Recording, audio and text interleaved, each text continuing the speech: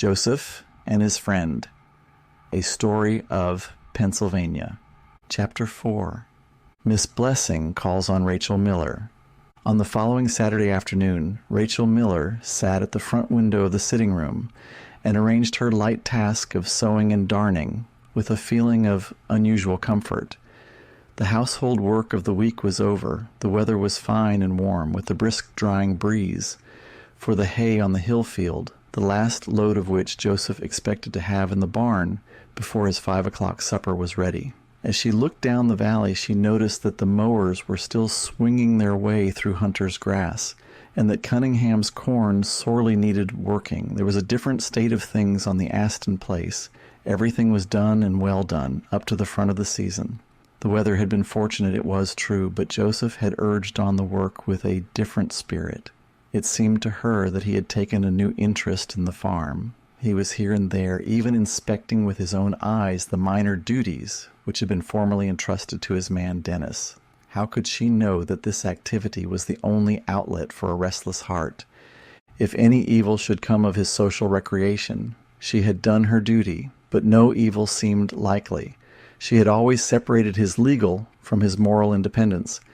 There was no enactment establishing the period when the latter commenced, and it could not be made manifest by documents like the former.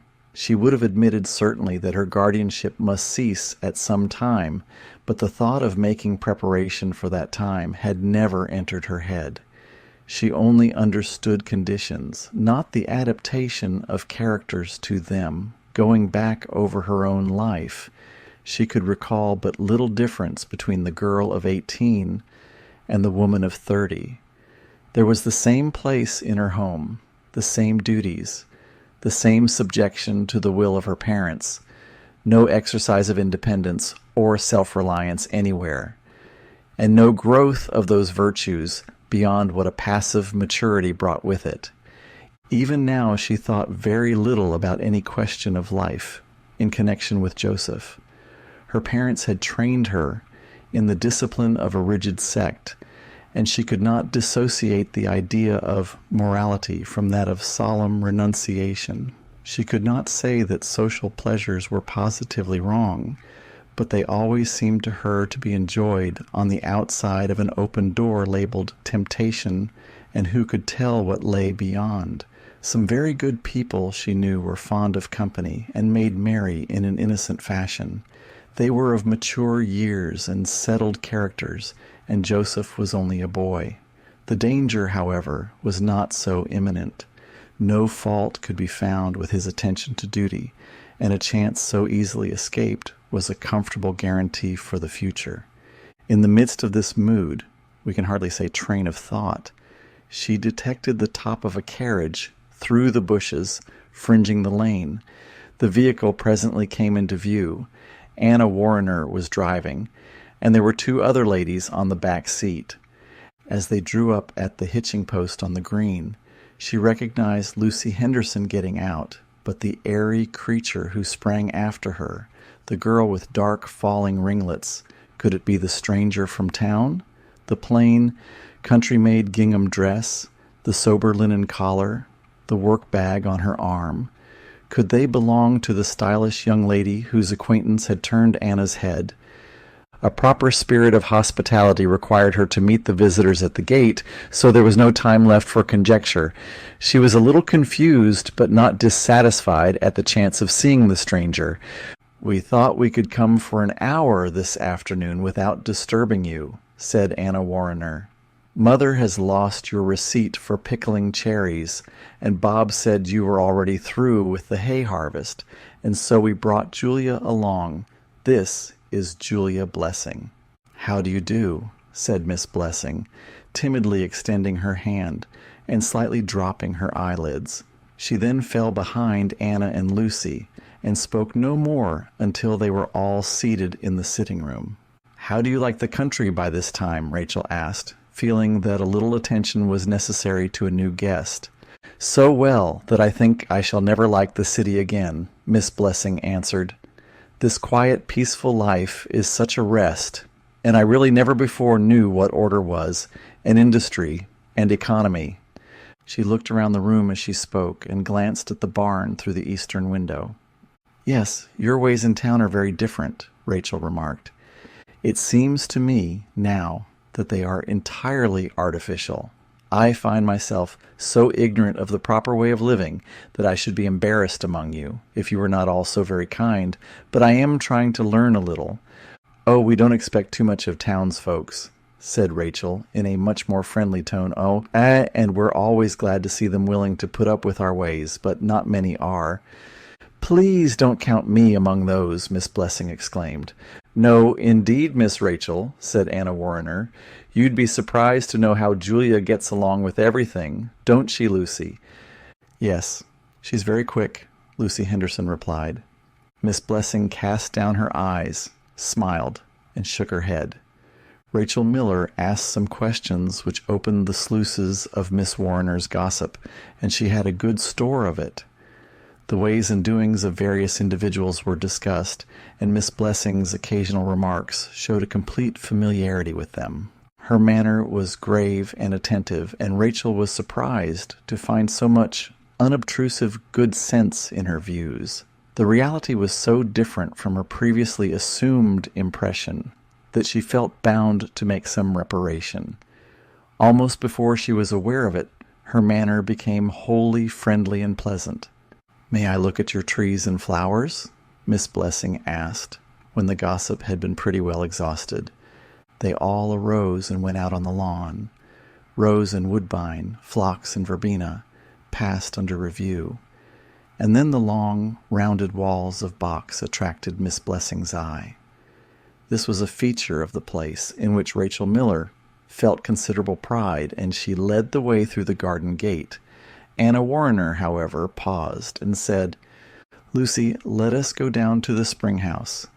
We can get back again before Julia has half finished her raptures." Lucy hesitated a moment.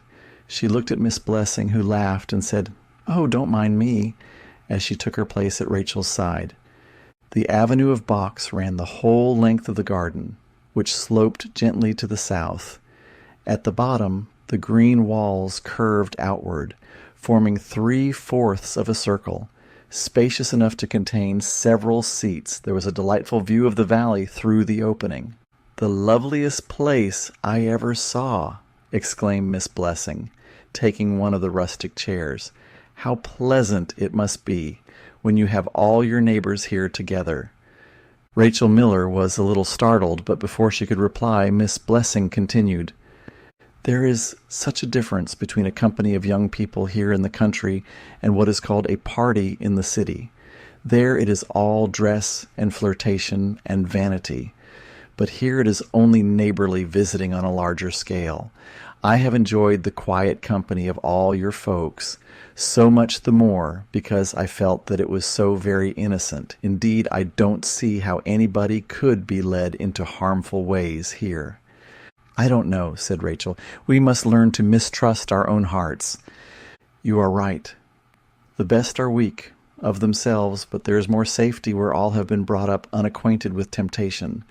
Now you will perhaps wonder at me when I say that I could trust the young men, for instance Mr. Aston, your nephew, as if they were my brothers. That is, I feel a positive certainty of their excellent character. What they say they mean, it is otherwise in the city. It is delightful to see them all together, like members of one family. You must enjoy it, I should think, when they meet here." Rachel Miller's eyes opened wide, and there was both a puzzled and a searching expression in the look she gave Miss Blessing.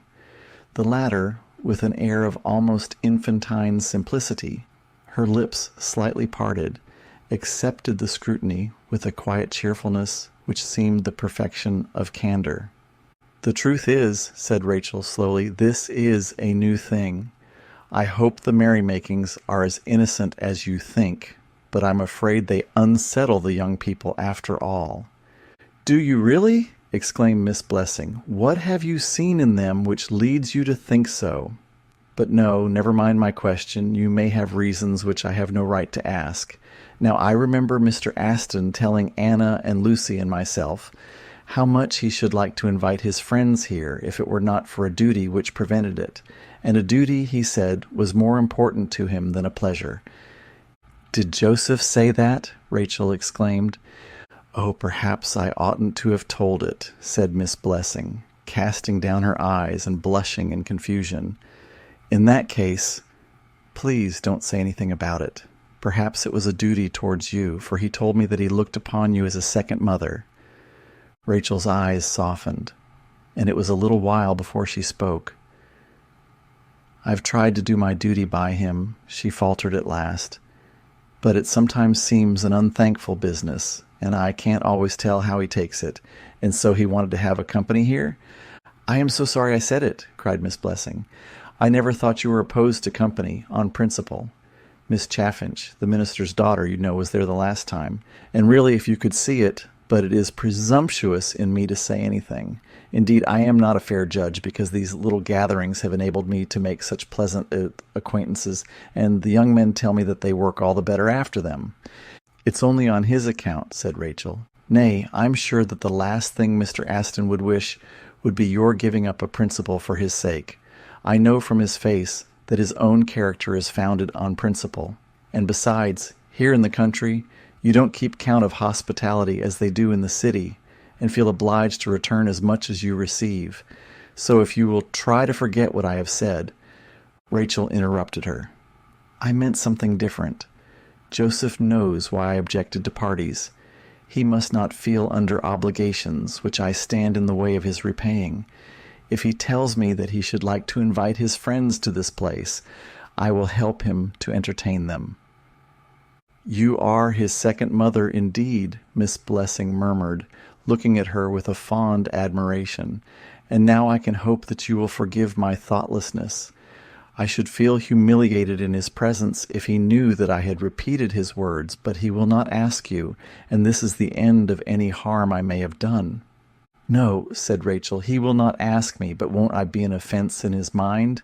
I can understand how you feel. Only a woman can judge a woman's heart. Would you think me too forward if I tell you what might be done this once?" She stole softly up to Rachel as she spoke and laid her hand gently upon her arm. "Perhaps I am wrong, but if you were first to suggest to your nephew that if he wished to make some return for the hospitality of his neighbors, or put it in whatever form you think best, would not that remove the offense, though he surely cannot look at it in that light, and make him grateful and happy?" "Well," said Rachel, after a little reflection, "if anything is done, that would be as good a way as any. And, of course, you won't mention me?" "There is no call to do it, as I can see." "Julia, dear," cried Anna from the gate, "come and see the last load of hay hauled into the barn." "I should like to see it if you will excuse me," said Miss Blessing to Rachel. "I have taken quite an interest in farming." As they were passing the porch, Rachel paused on the step and said to Anna, "You'll bide and get your suppers?" "I don't know," Anna replied. "We didn't mean to, but we stayed longer than we intended." "Then you can easily stay longer still." There was nothing unfriendly in Rachel's blunt manner. Anna laughed, took Miss Blessing by the arm, and started for the barn. Lucy Henderson quietly turned and entered the house, where without any offer of services, she began to assist in arranging the table. The two young ladies took their stand on the green, at a safe distance, as the huge, fragrant load approached. The hay overhung and concealed the wheels, as well as the hind quarters of the oxen, and on the summit stood Joseph, in his shirt-sleeves and leaning on a pitchfork. He bent forward as he saw them, answering their greetings with an eager, surprised face. "Oh, take care," cried Miss Blessing as the load entered the barn door. But Joseph had already dropped upon his knees and bent his shoulders. Then the wagon stood upon the barn floor. He sprang lightly upon a beam, descended the upright ladder, and the next moment was shaking hands with them. "We have kept our promise, you see," said Miss Blessing. "Have you been in the house yet?" Joseph asked, looking at Anna.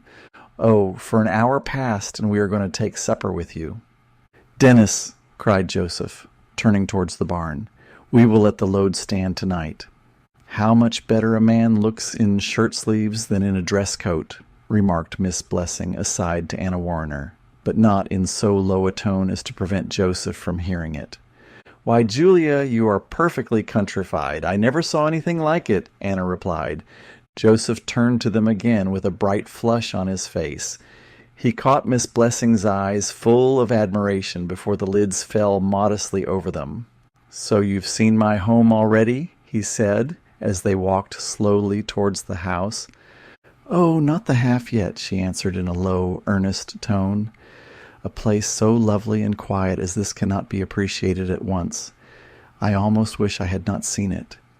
What shall I do when I must go back to the hot pavements, and the glaring bricks, and the dust, and the hollow, artificial life?" She tried to check a sigh, but only partially succeeded. Then with a sudden effort she laughed lightly and added, "I wonder if everybody doesn't long for something else. Now Anna here would think it heavenly to change places with me." "Such privileges as you have," Anna protested.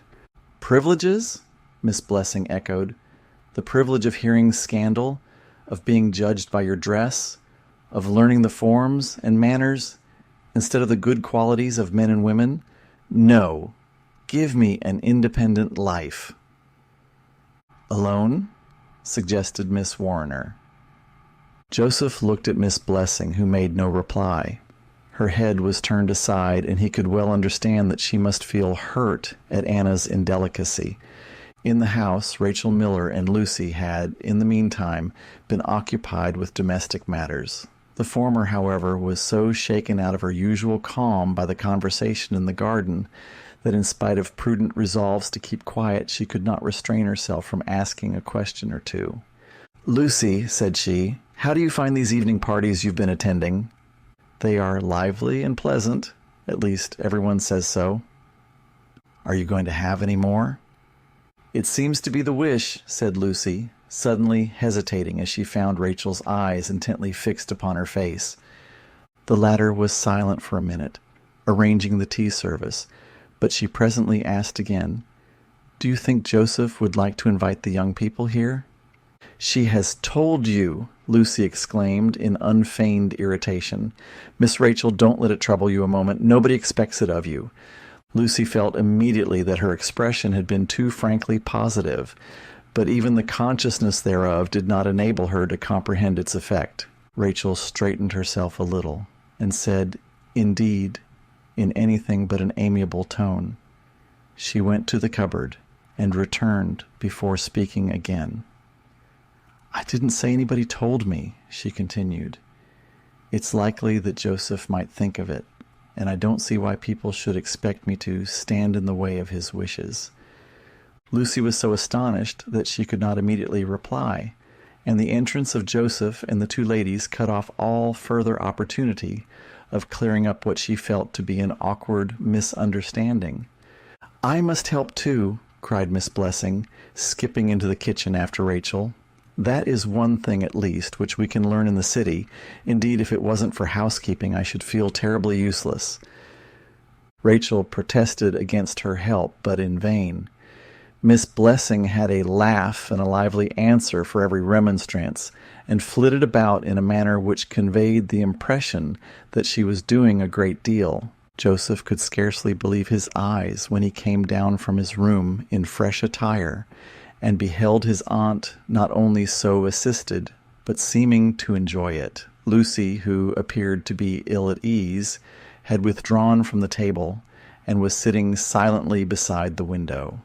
Recalling their conversation a few evenings before, he suspected that she might be transiently annoyed on his aunt's account. She had less confidence, perhaps, in Miss Blessing's winning natural manners. So Lucy's silence threw no shadow upon his cheerfulness. He had never felt so happy, so free, so delighted to assume the character of a host. After the first solemnity which followed the taking of seats at the table, the meal proceeded with less than the usual decorum. Joseph, indeed, so far forgot his duties that his aunt was obliged to remind him of them from time to time. Miss Blessing was enthusiastic over the cream and butter and marmalade, and Rachel Miller found it exceedingly pleasant to have her handiwork appreciated. Although she always did her best, for Joseph's sake, she knew that men have very ignorant, indifferent tastes in such matters. When the meal was over, Anna Warner said, "We are going to take Lucy on her way as far as the crossroads, so there will not be more than time to get home by sunset." Before the carriage was ready, however, another vehicle drove up the lane. Elwood Withers jumped out, gave Joseph a hearty grip of his powerful hand, greeted the others rapidly, and then addressed himself specially to Lucy. "I was going to a township meeting at the corner," said he, "but Bob Warner told me you were here with Anna, so I thought I could save her a roundabout drive by taking you myself." "Thank you, but I'm sorry you should go so far out of your road," said Lucy. Her face was pale, and there was an evident constraint in the smile which accompanied the words. "Oh, he'd go twice as far for company," Anna Warner remarked. "You know I'd take you and welcome, but Elwood has a good claim on you now." "I have no claim, Lucy," said Elwood rather doggedly. "Let us go, then," were Lucy's words. She rose, and the four were soon seated in the two vehicles. They drove away in the low sunshine, one pair chatting and laughing merrily as long as they were within hearing, the others singularly grave and silent,